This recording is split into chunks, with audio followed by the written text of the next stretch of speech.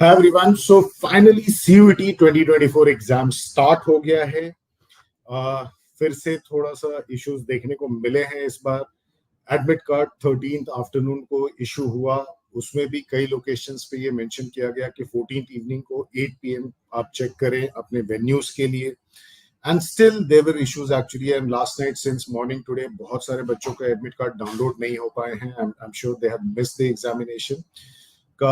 If you look at the media reports so far, couple of centers have reported even mismanagement at the center. Actually, biometric को लेकर के लोगों ने अपने opinions दिए हैं, long queues को लेकर के अपने opinion दिए हैं. एंड फाइनली दिल्ली में तो एग्जाम ही कैंसिल हो गया आज का. सो दिल्ली में आज चारों पेपर्स नहीं होंगे. जितने बच्चों दिल्ली में एग्जाम लिखने वाले थे, अब उनको ये एग्जाम 29 मई को लेना होगा. सो जो आज केमिस्ट्री, बायोलॉजी, इंग्लिश और जीटी का जो पेपर था वो पूरे इंडिया में कंडक्ट हो रहा है except for Delhi. Delhi centres के लिए एग्जाम 29 मई को कंडक्ट किया जाएगा. सो फर्स्ट ऑफ ऑल, जो मॉर्निंग का पहला स्लॉट था, शिफ्ट 1A जो था, उसमें केमिस्ट्री का पेपर था आज. सेकेंड स्लॉट में बायोलॉजी, थर्ड स्लॉट में इवनिंग में इंग्लिश और फिर शाम को जीटी है.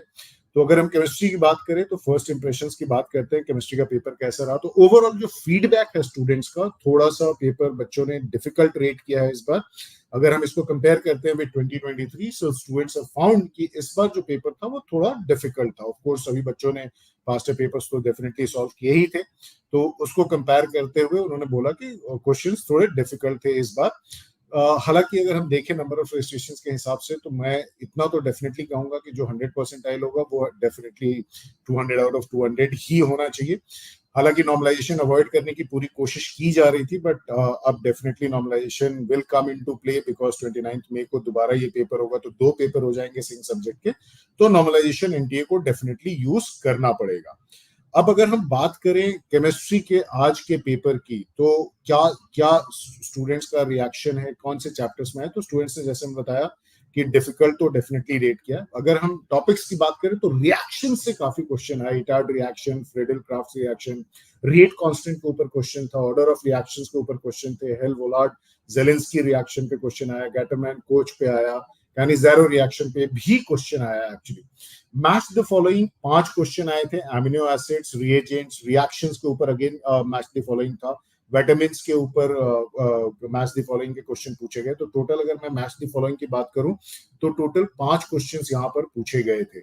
ऑर्डर ऑफ एसिडिटी और ऑर्डर ऑफ रिएक्टिविटी के ऊपर भी क्वेश्चन.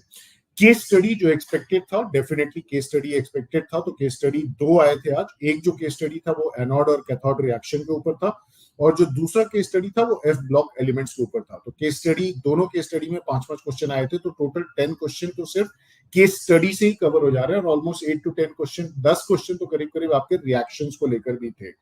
तो 20 क्वेश्चन तो प्राइमरली इन 2 एरियाज में ही कवर हो गए. फिर 5 क्वेश्चन आपके मैच द फॉलोइंग थे. So half the paper was about questions based on reaction, 2 case studies and 5 questions on match the following.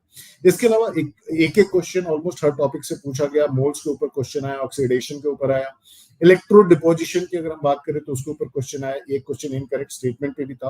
Reason assertion वाले क्वेश्चंस नहीं थे इस बार. अगर हम उसकी बात करें, कंपाउंड, सेकंड आयोनाइजेशन, एंथैल्पी, इन सब के ऊपर क्वेश्चंस पूछे गए थे. Types of solution, organic compounds, osmotic pressure, sigma bonds, electrolysis, structure पूछा गया था ग्लाइसिल एलानाइन का.